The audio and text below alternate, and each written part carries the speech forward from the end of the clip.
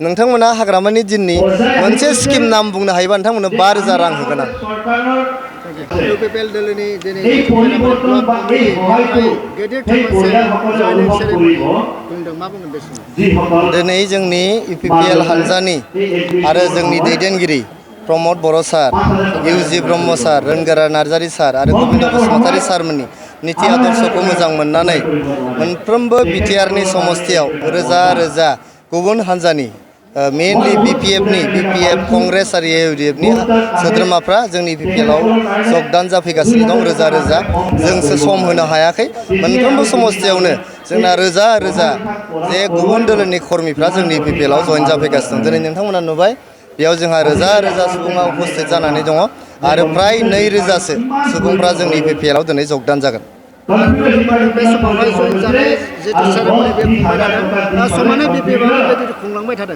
फारसेथिं BPFनि जा मैखुन दैदेनगिरि सानसे समनि मिनिस्टार खोथा मा बुंगोन?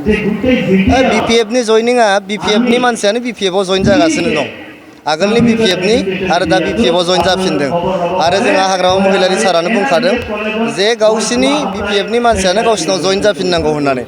दा चन्दन ब्रह्म बिथाङा जोंनि UPPLआव जयेन जाफैदों होननानै आं खोनादोंसो, आं अफिसियेलि जेबो मिथिया। बिथाङा जोंनि UPPLआव जयेन जाफैयोबा जोङो मस्ट वेलकाम, जोङो वेलकाम खालामगोन बिथांखौ। माने BTCनि BPFनि हाग्रामा बिथांमोन 60टा बियाब जायोब्ला बिथाङा खुलुमगोन होनना बुंदों, बिनि सायाव मा बुङो? आङो जोबोद गोमोनाय मोनो जोंनि हाग्रामा महिलारि सारा, मानगोनां हाग्रामा महिलारि सारा सानसे समनि सासे रिभलुसनारि लिडार। बिथाङा दिनै मानो बर' माहारिनि इन्टारेस्टनि एगेन्स्टै गसंगासिनो दं, बर' माहारिनि जे बिथांखिफोर दं बेनि हेंथायै बिथाङा मानो गसंगासिनो दं। जेब्ला बिथाङा चिफ जानानै थाबाय थादोंमोन अब्ला बिथाङा जोंना बड'लेण्डआ 100% जाया होननानै बिथाङा बुंदोंमोन। बिनि उनाव बिथाङा बुंदोंमोन जे जोंनि बिटिआरनि बायजोआव थानाय बर'फोरनि थाखाय आलादा अट'नमास काउन्सिल बानायनो नाङा होननानै बिथाङा बुंदोंमोन आरो बिथाङा हेंथा हिसाबै गसंखांदोंमोन। दिनैनि जे BKWSC बेखौ बिथाङा जानो होआखैमोन गाव चिफ थानानै थानाय समाव। जोंना प्रमद बर' सारा बेखौ जानायाव हेफाजाब होदों आरो दिनै BKWSCआ मोनसे मोगथां महर मोनदों। दिनैहाय जोंनि बिटिआरआव 60टा समस्ति जानाया फाइनाल स्टेजाव फैबाय। फाइनाल स्टेजाव जोंनि चिफ मिनिस्टार सारनि टेबोलाव बियो दङ आरो बियो थाबैनो जानो थांगासिनो दङ आरो बियो जोंनि मानगोनां प्रमद बर' सारनि दैदेननायाव, इउजि ब्रह्म सारनि दैदेननायाव, गबिन्द बसुमतारी सारनि दैदेननायाव, रोनगोरा सारनि दैदेननायाव बे जिनिसा मोगथां महर जानो थांगासिनो दं। बेखौ मिथिनानै बिथाङा दिनै 60टा समस्तिनि हेंथायै गसंलायबाय। आं मिथिया बिथाङा बर' हारिजों मा सुथुर दङ जे दिनै बिथाङा बर' हारिनि एजेन्डा आरो बर' हारिनि इन्टारेस्टनि हेंथायै बिथाङा गसंगासिनो दं। बेनि फिननायखौ बिथाङा मोनगोन।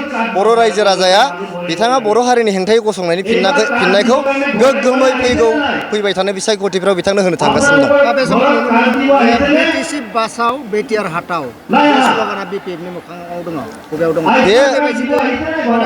BTCनि बायजोनि जिखिनि BTSW आरो जे बारायबाय बेफोरनिफ्रायबो बिथांमोना मोजां मोनाखै।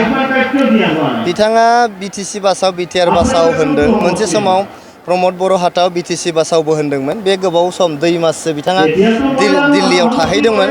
2 माससो दिल्ली थाहैनायाव बिथाङा राहुल गान्धीजों लोगो मोननानै कंग्रेसनि जे स्ल'गान जे नरेन्द्र मदि हाटाव देश बचाओ जे राहुल गान्धीया बुंदोंमोन, बिदि बुङै बुङै गावनो पार्लियामेन्टनिफ्राय हाटाव जादोंमोन आरो दाखालिनि बिसायख'थियाव नुबाय 4 रायजोआव 3आवनो कंग्रेसआ हाटाव जाबाय।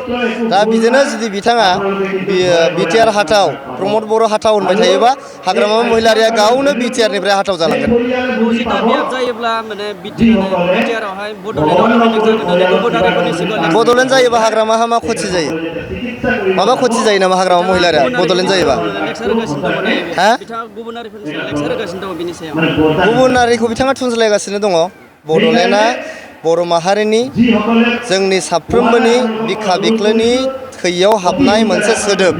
बे सोदोबखौ दिनै नङा गाबोन नङा समफोर नङा सानसे नङा सानसे बे सिमांखौ मोगथां महर होनो जोंनि जोलैया हायाबाबो इयुननि जोलैया बेखौ हाहैथारगोन होननानै आंनाव फोथायनाय दं।